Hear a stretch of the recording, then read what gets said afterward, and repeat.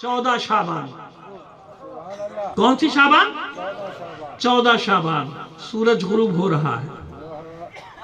11वें इमाम ने, मासूम ने अपनी फूफी जनाब हकीमा खातून को पैगाम भेजा कि मेरे पास तशरीफ लाइए। कौन सा शहर है? सामर्रा। ऐसे ही है ना, सामर्रा भी है, सरमन राय भी है, बल्कि सुर्रमन रा से बन गया सरमन राय। सुर्रमन रा का अलग तशरीह है, तफसील है, फिर किसी वक्त। अभी तो ज़ाहिर है वो घड़ी इसीलिए मैंने सामने रखी कि यहाँ एक अच्छी बात है कि हर चीज़ टाइम टेबल के हिसाब से चल रही है, तो मैं अपने आप को उसी टाइम टेबल का पाबंद रखना चाहता हूँ। तो आगे बढ़ते, सामरा में है, ये ज़हन में रखिए, मैं बताता हूँ सामरा क्या है। सामरा में है, अपनी फूफी को बुलाया। फूफी कौन है? जनाब हकीमा खातून। जनाब हकीमा खातून कौन है? नवे इमाम इमाम मोहम्मद तकी अलैहिस्सलाम की साहबजादी। नवे इमाम की साहबजादी और 10वें इमाम की सगी बहन। नवे इमाम की साहबजादी, 10वें इमाम की बहन और 11वें इमाम की फूफी। जब भी तो फूफी हुई ना, कितने रिश्ते हुए। बस आप यूं समझ लीजिए कि ये तो मैं नहीं कह सकता कि मर्तबा वो है, मगर तशबीह दे सकता हूं कि जो हैसियत उस जमाने में सानिया जहरा की है ना, फूफी है ना इमाम की, एक इमाम की बेटी, एक इमाम की बहन, एक इमाम की फूफी, ऐसे है ना। बस यही जनाब हकीमा खातून है, एक इमाम की साहबजादी, एक इमाम की बहन और एक इमाम की फूफी। समझ में आ गया? फूफी है तो फूफी को बुलाया, और जब फूफी तशरीफ ले आई तो कहा इफ्तार मेरे यहाँ कीजिएगा। आज पैगाम भिजवा दिया था कि आज का इफ्तार 14 शाबान का मेरे यहाँ कीजिएगा। समझ गए हकीमा खातून के कोई अमर है जिसके लिए मेरे भतीजे ने, मेरे इमाम ने मुझे बुलाया है। जब आ गए इफ्तार के बाद कहा कि जाइए नरजिस खातून के हुजरे में जाइए, आज वो शब है। तवज्जो से सुनना, ये आखिरी है मेरे बस 5-6 मिनट, तवज्जो से सुनिएगा तमाम हज़रत। आज वो शब है जिसकी सुबह का हमसे वादा है। जिस शब में आप बैठे ना, इस शब का जिक्र कर रहा हूं, 14 का दिन गुजर गया, आज वो शब है जिसकी सुबह का हमसे वादा है। आज वो आने वाला है। जाइए नरजिस खातून की मदद के लिए हुजरे में जाइए। जनाब नरजिस खातून के हुजरे में गई, वापस पलट आई। मैं वो वाकया पढ़ रहा हूं जो सब आप सुनते हैं और कोई गलत नहीं, ठीक है ना, ऐसा कोई नई चीज नहीं पढ़ रहा। फिर आप कहेंगे जब नई चीज नहीं पढ़े तो पढ़ क्यों रहे? क्यों पढ़ रहा हूं अभी आखिर में बताता हूं आपको। यही है ना वाकया। गई, वापस आ गई, और वापस आने के बाद फरमाती है कि ए आका, ए सैयदो सरदार, ए मेरे भतीजे, मैं नरजिस खातून में विलादत के कोई आसार नहीं पाती। ऐसे ही है ना, मैंने गलत तो नहीं कहा, टोक दे, अगर मैंने किसी को गलत कहा हो तो टोक दे, बिल्कुल इजाजत है। ये कहा कि मैं किताबें साथ लेके चलता हूं भाई, टोकेगा तो मसला नहीं, अभी दिखा दूं। तो वो विलादत के आसार नहीं पाती। इमाम मुस्कुराए। यहां तक तो लोग जिक्र करते हैं कि विलादत के आसार नहीं थे, और जब गई तो एकदम मौजूद थे। आधा बयान करते हो कुरान की तरह कि ये वो झूठे लोग, कि तुम्हारे हकीकत करने वाले लोग, आधा सच और आधा झूठ, आधा छुपा जाते हो, आधा अपने मफादात के लिए बयान करते हो। जितने में माल मिलेगा उतना बयान करते हो, जिसमें माल नहीं मिलना वो बयान नहीं करते हो। नहीं समझेंगे आप, कहाँ समझेंगे? समझ भी जाएंगे तो कोई रिस्पॉन्स नहीं देंगे, मुझे मालूम है। पूरी बात बताओ, छुपाते क्यों हो आधी बात को? इमाम मुस्कुराए। जब जनाब हकीमा खातून ने फरमाया कि मैं विलादत के आसार नहीं पाती, तो इमाम ने मुस्कुरा के कहा, बिजान जाइए, ये आने वाला वैसे ही आएगा जैसे मूसा आए थे। ये आने वाला कैसे आएगा? अच्छा, इससे पहले किसी इमाम के आमद के वक्त ऐसा वाकया हुआ? बता दीजिए। हुआ इमाम हसन पे अलैहिमुस्सलाम अजमईन, पहले कह दूं ताकि सब शामिल हो जाएं, इमाम हुसैन पे, चौथे इमाम, पांचवें इमाम, छठे इमाम, सातवें इमाम, आठवें इमाम, नवें इमाम, 10वें इमाम, 11वें इमाम, बताए ना? हुआ, यही हुआ। और इल्लत बता रहे मासूम, क्या फरमा रहे? वैसे ही आएगा जैसे। क्यों है मेरे मौला, ये शुबा क्यों रख दिया? क्यों आएगा मूसा की तरह? क्यों आएगा? दलील सुनो ना। पढ़ते नहीं है तारीखें, और यहां बैठ के लोगों को क्या बताऊं मैं। छोड़िए, आज दुआ की शब है, दुआ कीजिए परवरदिगार सबको हिदायत दे। बस मैं तो अपनी बात करता हूं। حالانکہ جگر چھلنی ہونے لگتا ہے، ایسی ایسی چیزیں ہو رہی ہیں۔ اب تو ماشاءاللہ ناچ گانے کو بھی شرعی حیثیتیں دی جا رہی ہیں۔ خدا ان لوگوں کو ہدایت دے آج کی شب۔ پڑھ لکھ کے گوڑا ہے، پڑھ لکھ کے یہ حال ہوا تمہارا کہ تمہارے سامنے ناچ گانے بجانے ہوں اور تم اپنے ضمیر اور دین کا سودا کر کے خاموش کھڑے رہو، بیٹھے رہو، صرف اس لیے کہ لوگ تمہیں گالیاں نہ دیں، برا بلا نہ کہ دو ہمیں گالیاں۔ لیکن ہمیں اس کی پرواہ نہیں ہوتی ہے۔ کیوں؟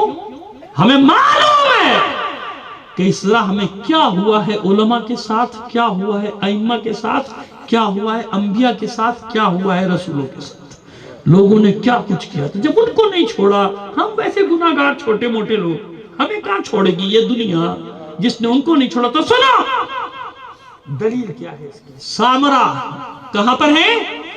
تو کبھی سوال نہیں کیا ان سے کہ سامرا میں تھے کیوں امام؟ 11ویں امام نہیں بلکہ 10ویں امام، دونوں کی ذریعہ ہے نا وہاں۔ 10ویں امام کے زمانے سے سامرا میں تھے، کیوں تھے سامرا میں؟ کاظمین میں کیوں نہیں تھے؟ کربلا میں کیوں نہیں تھے؟ بغداد میں کیوں نہیں تھے؟ نجف میں گھر وہاں کیوں نہیں تھے؟ مدینے میں کیوں نہیں تھے؟ سامرا میں کیوں تھے؟ جہاں نہ کل چاہنے والے تھے نہ آج ہیں۔ جو جا چکے ہیں دیکھا ہے نا، کاریڈور سے جاتے ہو نا، کیونکہ آبادی ہے ہی نہیں اپنی، کبھی بھی نہیں رہی وہاں آبادی، کسی زمانے میں بھی اپنی آبادی نہیں رہی، آج بھی نہیں ہے، اسی لیے کاریڈور بنا ہوا ہے۔ اتنی بڑی لڑائی ہوئی ہے وہاں پہ، اتنی بڑی قبضہ ہو گیا تھا سامرا پہ، ڈائنامٹ لگا کے روزوں کو شہید کر دیا گیا تھا۔ یاد ہے یا بھول گئے ہو؟ یاد ہے نا صاحب؟ یہ ہوا تھا وہاں، یہ وہ ہے سامرا۔ تو کبھی سوال نہیں کیا کہ وہاں گئے کیوں؟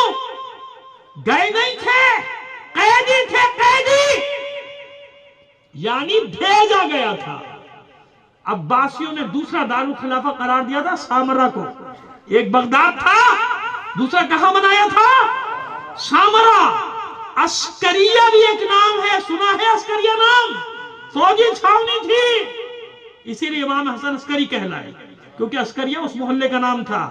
چھاونی کے بیچ میں رکھا ہوا تھا، بظاہر آزاد گھر ہے لیکن قید ہے، کیونکہ کوئی شیعہ آ نہیں سکتا، آئے گا تو پکڑا جائے گا نا، پتہ چل جائے گا نا کہ یہ ہے، تاکہ کوئی امام سے ملنے نہ پائے، اس لیے سامرا بھیجا تھا۔ سمجھ میں آئی بات؟ مطلب سامرا میں کیا کام مولا کا؟ 10ویں امام کا، 11ویں امام کا، سامرا میں کیا کام؟ لہذا سامرا میں وہ قید تھا ایک طرح سے، تاکہ کوئی بھی ان کے پاس آئے گا جائے گا پتہ چل جائے گا، پوری آبادی بھی ان کی فوراً خبر دیتے تھے جا کے فلاں ملنے آیا ہے، اور کتنے ہی پکڑے گئے، قتل کر دیے گئے، ہاتھ پر کاٹ دیے گئے، لیکن اس کے باوجود امام کا نیٹ ورک تھا جو کام کر رہا تھا۔ بڑے بڑے صحابی، ایک بلال ہاشمی ملتے ہیں، ایک بلال جعفری ملتے ہیں، طرح کے لوگ، وہ کیا کر کے آتے ہیں، بڑے بڑے سرمایہ دار تھے اپنے زمانے کے، بصرے کے، ادھر کے ادھر کے، وہ کس طرح سے آتے تھے جانتے ہیں آپ؟ وہ سبزی فروش بن کے، وہ گھی کے کنستر، تیل کے کنستر لیے پھل بیچنے کے لیے آتے تھے، بہانے سے آتے تھے، گلیوں میں آوازیں دیتے پھرتے تھے، کنیزیں آتی تھیں، خاص کنیز امام کی آتی تھی، خریداری کے بہانے، ادھر کا خط ادھر گیا، ادھر کا خط ادھر آیا، جاؤ بھائی۔ اور ایک خط میں امام نے معلوم ہے کیا بھیجا تھا؟ لوگوں کو اکثر بتا چکا ہوں، آپ میں سے اکثر نے میری زبان سے سنا ہوگا، لیکن جسے نہیں سنا ان کو بتا رہا ہوں کہ نصیری کا جو چکر ہے نا، کہ وہ سب سے یہ سمجھتے ہیں کہ امام مولا علی کے زمانے میں نصیری تھا۔ کس زمانے میں تھا؟ وہ خدا کے بندو، مولا علی کے زمانے میں نصیری کا کیا کام؟ نصیر النمیر 10ویں امام کے زمانے کا فتنہ ہے۔ کب کا فتنہ ہے؟ یہ عباسیوں نے جیسے آج نہیں پیدا کر رہے ہیں، ہے نا؟ سمجھ رہے ہیں نا؟ کہاں سے پیدا کیے جا رہے ہیں، بنا کے بھیجے جا رہے ہیں، میڈ ان فلاں، میڈ ان فلاں۔ پہلے لکھا جاتا تھا آف قم، آف نجف، آف کربلا، ہے نا؟ کربلائی، قمی، نجفی، مشہدی۔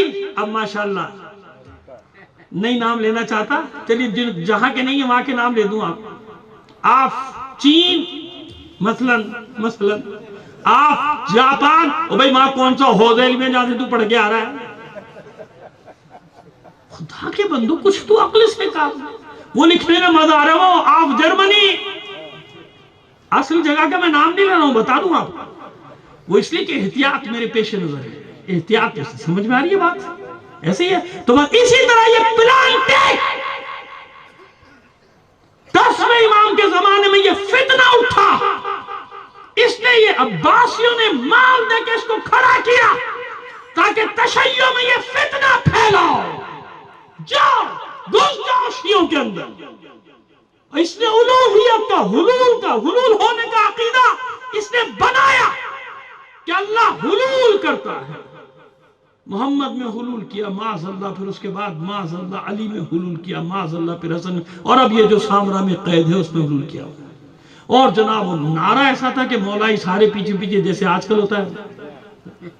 ابھی میں اپنا دیکھیے حلیہ تبدیل کر لوں ذرا سا، سر سے پیر تک آپ جانتے ہیں مخصوصاً، اور جا کے ابھی کچھ حرکتیں کرنا شروع کروں، آدھی قوم میرے پیچھے چلے گی کہ اس سے بڑا کوئی مولائی نہیں ہے بھائی، یہ سب سے بڑا مولائی ہے، یہ تو نماز بھی ادھر منہ کر کے پڑھتا ہے، اس سے بڑی مولائیت، اس سے بڑی مولائیت کہ کعبے کی طرف رخ نہیں کرتا بھائی، یہ تو فلاں جگہ کی طرف رخ کر کے نماز پڑھ رہا، اس سے بڑا مولائی اور کون ہوگا دنیا میں؟ خدا کے بندو، علی کے شیعوں، تمہیں کہاں لے جایا جا رہا ہے؟ تم کس طرف جانے کے پیچھے پڑے ہوئے ہو؟ کہاں جا رہے ہو؟ امام نے پیغام بھیجا، جہاں جہاں میرے شیعہ ہیں پیغام پہنچا دو کہ جو یہ نعرہ لگائے، منبر پہ بیٹھا ہوں، ذمہ داری سے بات کر رہا ہوں، میرا اللہ دیکھ رہا ہے مجھے تمہاری پرواہ نہیں ہے، حالانکہ پرواہ ہوتی تو میں یہ بات نہ کرتا، مجھے تمہاری کوئی پرواہ نہیں، مجھے اللہ کی بارگاہ میں جواب دینا ہے۔ امام نے ایسے لوگوں پہ لعنت بھیجی، کہا یہ ملعون ہے، ملعون ہے، ملعون ہے جو ہمیں اللہ سے ملا رہا ہے۔ سمجھ میں آ گئی بات؟ کم از کم جن کی سمجھ میں آئی ہے وہ نعرہ اس وقت ضرور لگاؤ، نعرہ حیدری۔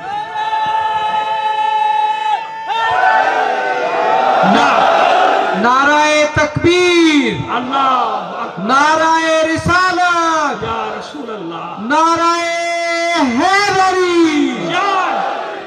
اب سمجھ میں آ گئی بات کہ مسئلہ کیا ہے؟ میرا مولا فرماتا ہے نعرے جتنے فضائل پڑھنے پڑھو، دنیا چھپاتی ہے تم مت چھپاؤ، بیان کرو، لیکن خبردار ایک حد بتائی مولا نے، میں نہیں بتا رہا۔ کہتے ہیں یہ مولا کی حد بتاتے، مولا کے فضائل کی حد بتاتے، الو بناتے ہو لوگوں کو، ہم نے کب حد بتائی؟ ہمیں خود ہی نہیں معلوم، تمہیں کیا بتائیں گے؟ دنیا میں کسی کو معلوم ہے مولا کی حد؟ کون جانے بھائی؟ اللہ جانے یا رسول جانے، اور کون جانتا ہے مولا کی حد؟ لیکن مولا نے ہماری حد بتائی، ہماری مولا نے بتائی کہ خوب فضائل پڑھو ہمارے، لیکن خبردار وہاں تک نہ جانا۔ سمجھ میں آگئی بات میری؟ سمجھ میں آگئی بات میری؟ بس آخری جملے سن لیجئے، تقریر ختم ہو گئی، بس وہاں پہرا ہے۔ کیوں؟ بنی عباس آج کے شیطانی طاقتوں کی طرح اس وقت کی شیطانی طاقتیں بھی جانتی تھی کہ بارواں آنے والا ہے اور کہاں سے آئے گا، لہذا ان کے راستوں کو روکنے کے لیے 10ویں امام کے زمانے سے سامرا میں قید کیا گیا۔ عباسیوں کو تو یہ بھی نہیں معلوم ہوا کہ کب نرجس خاتون عقد میں آئی، کب امام دنیا میں آئے، کب 5 سال کیوں ہوئے، وہ تو اسی خوش فہمی میں رہے کہ کوئی نہیں آیا، کوئی نہیں آیا۔ اب سمجھ میں آیا کیوں کہا تھا مولا نے کہ وہ آنے والا موسیٰ کی طرح آئے گا، کیونکہ حالات ایک جیسے تھے۔ اس زمانے کے فرعونوں نے بھی گھر گھر پہرا لگایا تھا، اس زمانے کے فرعونوں نے بھی امام کے گھر پہ یا پہرا۔ نعرہ حیدری، یا امام المنتظر، الاجل الاجل، یا امام المنتظر، یا امام المنتظر، بآواز بلند صلوات۔ سمجھ میں آگئی بات؟ ختم کر دیا میں نے تفصیل، آپ اطمینان رکھیں، میں نے اپنے موقع پہ ختم کر دی بات۔ اب سمجھ میں آگئی بات؟ پڑھا کرو، لوگوں کو بہکانے والوں، لوگوں کو بہکانوں سے پہلے پڑھا کرو، جاؤ تحقیق کرو، تجزیہ کرو، پھر تمہیں معلوم ہو کہ اس زمانے کے حالات کیا تھے جس زمانے میں ائمہ طاہرین کو سامرا میں رکھا گیا ہے، جس زمانے میں امام اس دنیا میں تشریف لائے ہیں، کیسے اللہ نے ان کی آمد کو مقصد، اللہ نے، کس نے؟ اللہ نے۔ اللہ کی قدرت پہ سوال نہ اٹھاؤ، اللہ نے ان کو مخفی رکھا۔ کیوں؟ کیونکہ وہ چاہتے روکے، اور اللہ کا وعدہ کیا ہے؟ یا اب اللہ انکاری ہے۔ سورہ توبہ، سورہ نواں سورہ جو اسی کی آیت ہے نا، 33 میں آیت، یریدون ان یطفئوا نور اللہ بافواہہم ویأبی اللہ، یہ چاہتے ہیں کہ اللہ کے نور کو پھونکے مار کے بجھا دیں۔ ویأبی اللہ، اللہ انکاری ہے۔ اللہ کیا چاہتا ہے؟ الا ان یتم نورہ، اللہ صرف یہ چاہتا ہے کہ اپنے نور کو تمام کرے۔ ولو کرہ الکافرون، اگرچہ یہ بات کفار کو ناگوار ہی کیوں نہ گزرے۔ بس علی کے شیعہ اسی دور سے گزر رہے ہو کہ ساری دنیا پھونکے مار کر اس چراغ کو بجھانا چاہتی ہے۔ انہیں نہیں معلوم کہ اللہ کی نگاہ میں ان کی یہ تمام سازشیں پھونک سے زیادہ نہیں ہیں۔ کیوں؟ تم جو کچھ بھی کر رہے ہو سامنے نظر آ رہا ہے۔ اللہ نے جسے ہمارا سالار بنایا ہے وہ پردہ غیب میں کیا منصوبہ بندی کر رہا ہے یہ کوئی دشمن نہیں جانتا۔ بس یہ دعا کرو آج کی شب، بھولنا مت اس دعا کو کہ پروردگار ہمیں ثابت قدم رکھے۔ بدترین حالات ہمارے لیے بنائے دیے گئے اور بنائے جانے کی کوشش کی جا رہی ہے، پھر بھی مت گھبرانا۔ اس سے پہلے بھی اس سے برے حالات آئے ہیں، سامنا کیا ہے۔ دیکھا نہیں لوگ ڈر رہے تھے کہ بڑے بڑے ترم خان یہاں سے جا رہے تھے، اب کیا ہوگا، اب کیا ہوگا۔ ان ترم خانوں کی بھی ہوا نکل گئی، سب فارغ ہو گئے سارے کے سارے۔ کیوں؟ اگر دنیا میں صفاک ترین درندوں کو کسی نے شکست سے دوچار کیا تو کوئی اور نہیں، وہ علی کے غلام ہیں، وہ امام زمانہ کے سپاہی ہیں۔ بس ان کو فراموش نہ کرنا، ان چھوٹے چھوٹے معصوم بچوں کو، شہیدوں کو، جن کی تصویریں تم نجف سے کربلا تک لگی ہوئی دیکھتے ہو نا، انہی نے شہادتیں دی ہیں۔ 20 کلومیٹر رہ گئے تھے کربلا سے دشمن، اور انہوں نے شہادت دے کے وہاں سے لے کے سامرا تک سب آزاد کرے۔ کیوں؟ تاکہ تم آؤ زیارتیں کرنے آؤ، تم آؤ زیارتیں کرو، تمہارے لیے راستے صاف کرے۔ خدا کے بندو، ان کو فراموش نہ کرنا آج کی دعاؤں میں، اپنے اسیروں کو فراموش نہ کرنا آج کی دعاؤں میں۔ وہ جو بیچارے حق کی راہوں میں لاپتہ کر دیے گئے مسنگ پرسن، ان کو فراموش نہ کرنا۔ ان سب کا قرض ہے، ہماری گردنوں پہ قرض ہے۔ جو شہید کر دیے گئے ان کے خاندانوں کو فراموش نہ کرنا۔ اور بھی جو تمہارا دعائیں تو بعد میں ہوں گی ساری، لیکن یہ میں اس لیے خاص طور پہ کہہ رہا تھا کہ جب اپنی دعا مانگو ان مظلوموں کے لیے دعائیں ضرور کرو، اور اطمینان رکھو، گھبرانے کی ضرورت نہیں ہے۔ گھبراتا وہ ہے جس کا کوئی والی وارث نہیں ہوتا۔ بس اس شعر پہ ختم کر رہا ہوں بات کو، دعا تو میں نے کر دی، جو کرنا ہے تفصیلی بات میں ہوگی۔ سر اٹھایا ہے یزیدیت نے یہ جانے بغیر، سر اٹھایا ہے یزیدیت نے یہ جانے بغیر